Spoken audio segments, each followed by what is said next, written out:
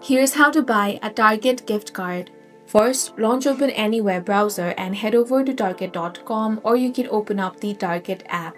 Now, tap on the search bar and here you want to search for gift card and search for that. Now you will have different categories such as birthday, thank you, holidays. Go ahead and select your preferred one. Then open it. Now you want to select the delivery method. You can select email, mail, or text. This choice cannot be changed after checkout. Here you want to select the preset dollar value, or you can also select the custom value. Then you want to select pickup, delivery, or shipping. After that, tap on the add to cart option.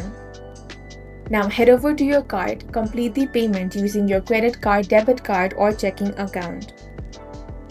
If you want to buy a physical gift card, you can simply visit any Target store or any third-party retailers to purchase it over there. That's all for this video. If you found it useful, make sure to hit the like button and subscribe for more videos like this.